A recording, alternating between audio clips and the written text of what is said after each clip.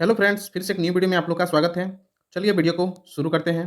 शुरुआत करेंगे गेल, जो कि गवर्नमेंट सेक्टर का कंपनी है, उसी से आज हम लोग शुरुआत करते हैं। फाइनली गेल का जो स्टॉक प्राइस फिलहाल जो है 180 के आसपास ये स्टॉक ट्रेड कर रही है और इनकी मार्केट कैप जो है 1,17,891 के आसपास इनकी मार्केट कैप देखने को मिलता है। यानी ये तो एक लार्ज कंपनी है और ये निफ्टी 50 में लिस्टेड ये कंपनी हमें देखने को मिलता है। तो इससे एक गुड न्यूज़ निकल के आया है, जिस किसी के पास ये स्टॉक पहले से है उसको तो फिर डिविडेंड मिलने वाले हैं और इंटरिम डिविडेंड के तौर पे कुछ अमाउंट उनको मिलने वाले हैं, जो कि डायरेक्ट आपका अकाउंट में क्रेडिट हो जाएगा। लेकिन उसके लिए जो है उनका dividend will be consider by approval on January. ये जो अप्रूवल का डेट है वो हमें 30 जनवरी को देखने को मिल रहा है और 30 जनवरी के बाद ही सारा फिगर हमें पता चल जाएगा कि कितना हमें डिविडेंड मिलने वाले हैं। तो हालांकि ये कंपनी में पहले से भी डिविडेंड देते आ रही हैं और उम्मीद है आगे भी देते रहेंगे। तो चलिए, इसके बारे में तो एक न्यूज़ आया था डिविडेंड को लेके, वो मैंने डिस्कस कर दिए हैं। नेक्स्ट देखते हैं, अभी हम जेके सीमेंट के बारे में देखेंगे। ये नेक्स्ट कंपनी है, इससे भी एक गुड न्यूज़ निकल के आया है। जिस किसी के पास ये स्टॉक है उनके लिए एक अच्छा न्यूज़ है, क्योंकि इन्होंने जो है एक सैपको सीमेंट का जो है एक्विजिशन कर लिया। एक्विजिशन का मतलब होता है कि उसका अधिग्रहण कंपनी ने कर लिया। तो पहले से कोई दूसरा कंपनी था, वो भी जो है सीमेंट का ही मैन्युफैक्चरिंग करने का काम करता था, बनाने का काम करता था। लेकिन अभी फाइनली क्या है, जेके सीमेंट जो है उस कंपनी को एक्वायर किया। कितना एक्वायर किया उसके बारे में यहाँ पे हम लोग पढ़ लेते हैं। JK cement limited announce significant corporate developments in its board meeting on January, जो 25 तारीख को हमें देखने को मिला था। और ये जो है 60% का जो स्टेक जो है उनका एक्विजिशन कर रहा है।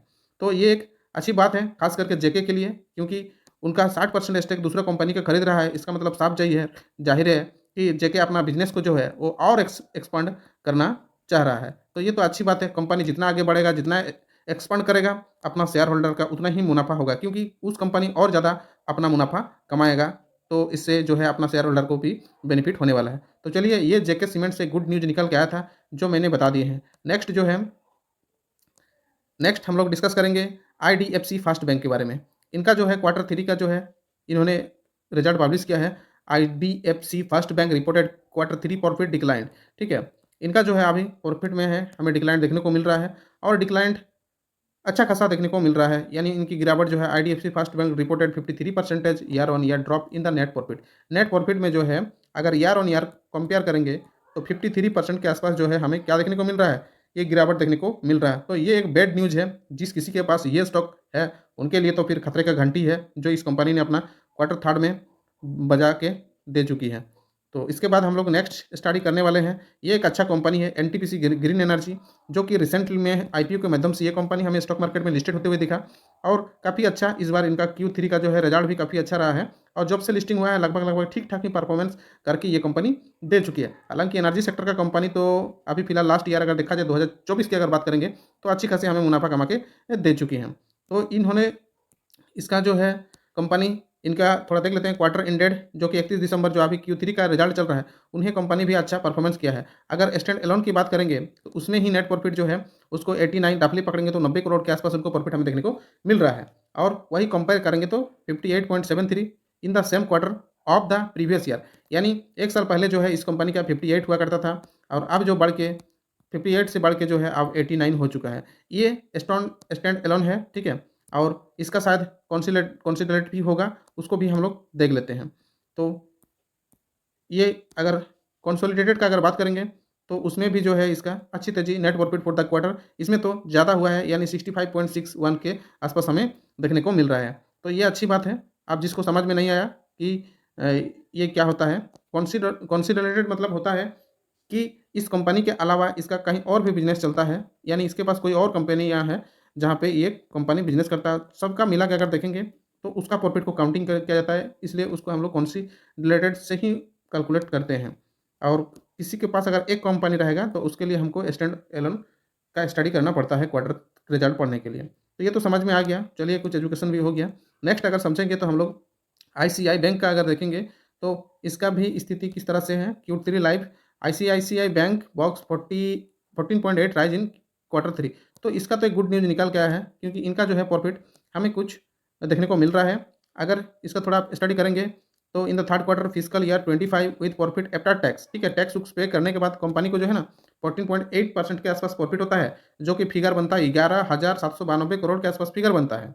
तो ये तो अच्छी बात है। और इसके बाद आगे अगर देखेंगे, the bank is the core operation, इसका जो मेन काम है, उसमें भी जो है 13.1% के आसपास जो है हमें तेज़ी देखने को मिला है। यानी उनका मेन बिज़नेस में भी प्रॉफ़िट देखने को मिल रहा है, और ओवरऑल अगर कैलकुलेशन करेंगे तो उसमें भी जो है हमें प्रॉफ़िट देखने को मिल रहा है। यानी साफ ज़ाहिर हो रहा है कि ये बैंक फ़िलहाल जो है हमको अच्छा करते हुए दिखाई दे रहा है। तो ये आईसीआईसीआई बैंक से गुड न्यूज़ है।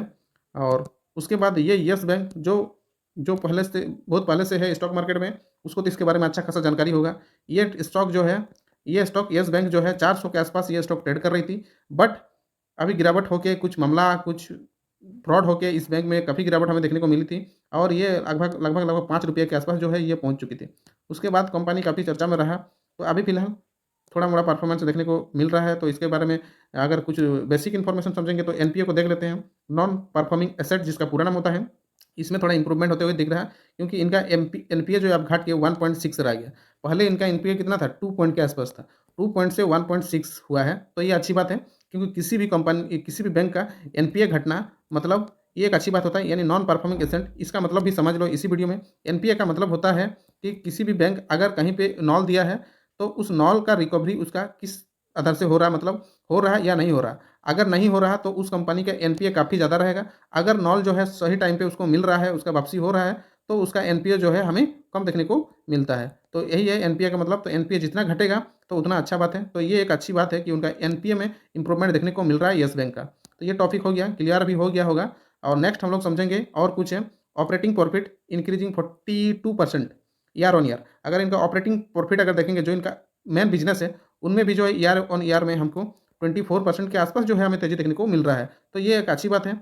उसके बाद इनका नेट प्रॉफिट, मतलब ओवरऑल अगर देखेंगे, ओवरऑल अगर प्रॉफिट देखेंगे तो 155% ईयर ऑन ईयर हमें देखने को मिल रहा है। ये देखिए, ये ऑपरेटिंग प्रॉफिट है जो उनका कोर बिजनेस है, क्योंकि बैंकिंग को और बहुत ऐसे जगह है जहाँ से इसको इसको प्रॉफिट होता है। ठीक है, तो सारा कुछ मिला के ये चीज़ दिया गया है कि 155% ईयर ऑन ईयर हमें प्रॉफिट देखने को मिल रहा है। ठीक है, और एक उसके बाद सुजनल एनर्जी के लिए गुड न्यूज़ है, जिसके पास ये स्टॉक है, छोटू मोटू इससे स्टॉक। तो सुजनल एनर्जी विन कितना मेगावाट का, 486 megawatt wind turbine order from Torrent power से। टोरेंट पावर से जो है ये इनको एक ऑर्डर देखने को मिलता है। ये ऑर्डर जो होगा 486 मेगावाट का ऑर्डर मिला है। तो ये एक गुड न्यूज़ है, क्योंकि ऑर्डर जितना मिलेगा कंपनी को उतना प्रॉफिट होगा, और साथ में उसका इन्वेस्टर को भी जो है प्रॉफिट होने वाला है। तो ये एक अच्छी न्यूज़ निकल के आया है सुजलन एनर्जी के द्वारा। उसके बाद नेक्स्ट ये आईटीआई का शेयर को मैंने कवर किए हैं, क्योंकि बहुत लोग तेजी देख के जो बाय किया था उनका स्थिति आप ऐसे ही होने वाला है। ठीक है, ये देख लीजिए उनका चार्ट। फिलहाल ये स्टॉक हमको लगता है कि 585 के आसपास ये स्टॉक चला गया था। एग्जैक्टली फिगर पता नहीं, बट 592 या 85 ऐसे कुछ था। तो चलिए, इस तेजी देख को जो बाय किया था उनका हाल अब ऐसे ही होने वाला है।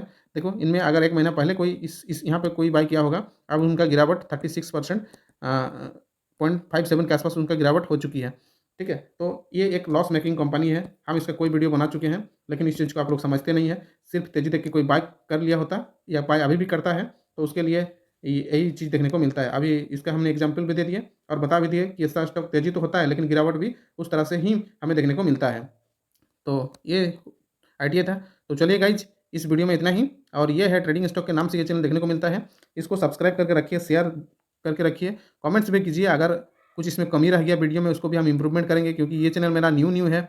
और आप ही लोग सहयोग करेंगे तो हम कंटिन्यू इसको करेंगे। अब नहीं करेंगे तो फिर क्या क्या ही कर सकते हैं। तो चलिए वीडियो को यहीं पे एंड करते हैं। मिलते हैं किसी नेक्स्ट वीडियो में। तब तक के लिए जय हिंद, जय भारत।